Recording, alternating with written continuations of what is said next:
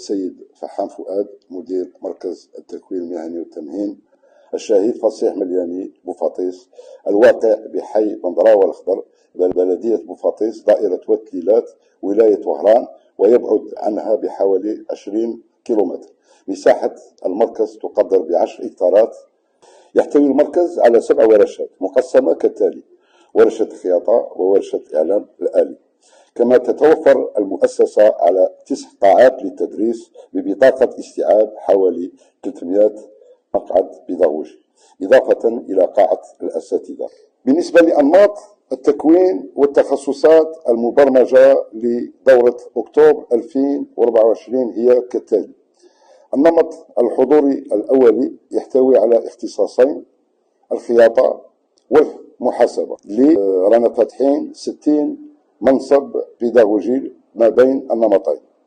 بالنسبة لنمط التمهين 7 تخصصات: التركيب الصحي والغاز، تلحيم، نجارة الألمنيوم، قيادة وصيانة آليات الورشات، أمين مخزن، والأمانة. وعدد المناصب البيداغوجية المفتوحة هي 200 منصب بيداغوجي، يعني الكل 260 منصب بيداغوجي بالنسبة لنمط التمهين. والنمط الحضوري الأول وهذا متوجين بشهادة دولة إن شاء الله. بالنسبة للتخصصات التأهيلية، كاين تخصص تأهيلي بما يسمى الوسط الريفي، وهذا عبر عقد اتفاقيات مع عدة جمعيات، والعدد تاعها هي 9 جمعيات.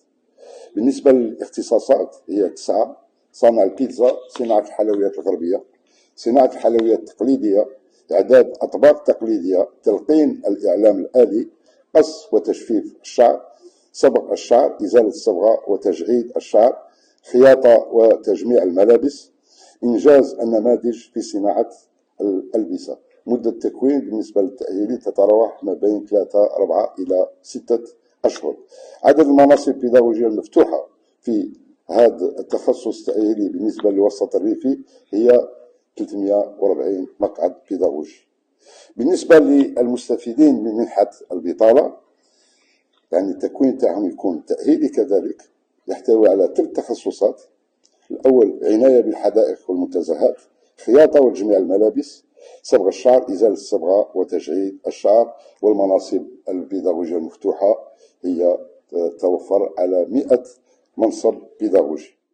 بالنسبة كذلك للوسط العقابي فيه اختصاص واحد وهو خياطة وتجميع الملابس، والمناصب البيداغوجية المفتوحة تعد على 140 منصب بيداغوجي مفتوح. بالنسبة للتأهيل الأولي واللي هو على مستوى المركز فيه المرأة الماكثة في البيت بتخصص واحد وهو خياطة وتجميع الملابس. عدد المناصب المفتوحة 25 منصب بيداغوجي. بالنسبة للتخصصات الأخرى في التأهيل الأولي: العناية بالحدائق، صانع البيتزا، صبغ الشعر، إزالة الصبغة وتجعيد الشعر، تلقين الإعلام الآلي، إنجاز النماذج في صناعة الألبسة. وعدد المناصب المفتوحة هي 175 بالنسبة للتأهيل الأولي.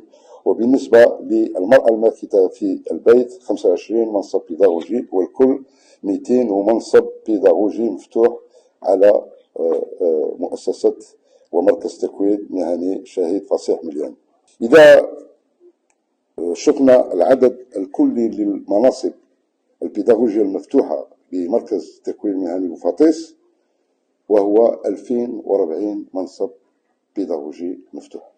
نتمنى إن شاء الله أن يكون إقبال كبير من شبابنا وشاباتنا لساكنة بلدية بوفاطيس وما جاورها للتسجيل في التخصصات المقترحة، مع العلم أنه قد وفرنا لدخول دورة أكتوبر 2024 أكثر من 1000 منصب بيداغوجي في كل الأنماط والتخصصات السالفة الذكر، وأن مركز التكوين المهني والتمهين شهيد فصيح ملياني أثبت نجاعته بفضل طاقمه الإداري والمالي والبيداغوجي من رؤساء المصالح، مستشار التوجيه، الأساتذة الكرام، وهم حريصين على تقديم الأفضل لطالب التكوين في مسار حياتهم المهنية والتكفل بهم قبل وأثناء وبعد تخرجهم وتحفيزهم للولوج إلى عالم الشغل.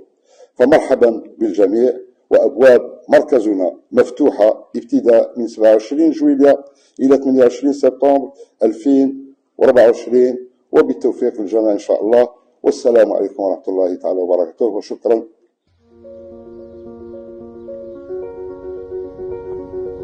متربص عبد الله عبد الوهاب بمركز التكوين المهني بوفاطس فصيح ملياني، تخصص عون إدراج معلومات. أدرس متربص في نفس المكان، مدة تربص في 12 شهر. راني في السداسي الأول. في هذا السداسي الأول تعلمت بزاف صوالح، منهم الوورد والإكسل، وما زال إن شاء الله بإذن الله نكمل ندي شهادة أي تحكم مهني اللي بها ندير بها مشروع مستقبلي تاعي إن شاء الله بإذن الله.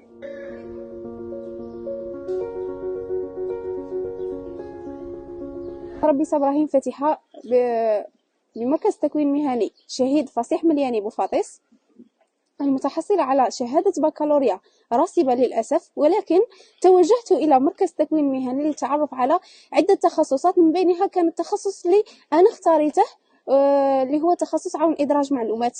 ما كانش عندي أي معلومة عليه، ولكن عندما توجهت لمركز تكوين مهني شهيد فصيح ملياني المتواجد بالقرب من مقر سكني، تعرفت عليه ولقيت روحي بزاف، تعلمت بزاف صوالح، وليت نعرف نتعامل مع الادارات، نعرف نتعامل مع الحاسوب، تعلمت فيهم بزاف صوالح. كما عاودوني اساتذه تاعنا تاع مركز تكوين مهني، وراونا واش معنى تسيير مؤسسه، واش هو قانون العمل، واش هما واجبات وحقوق العامل. انا راني في نمط التمهيد اللي هو نقرا يوم في الاسبوع، والباقي كامل الستاج، عندي 4 ايام ستاج نفوتهم في الجامعه، يعني منهم نتعلم في الميكرو كاع.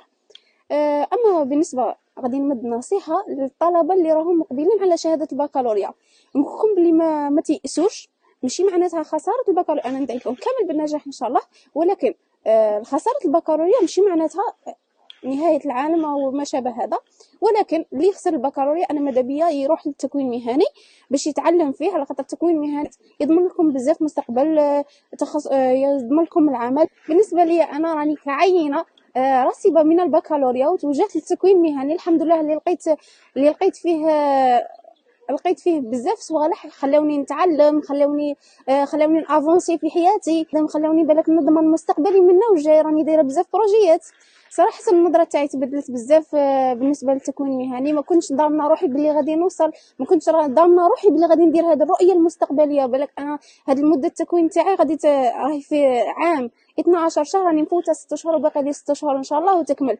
بالك منه وجاي راني خدامه ان شاء الله بالليل ونهار.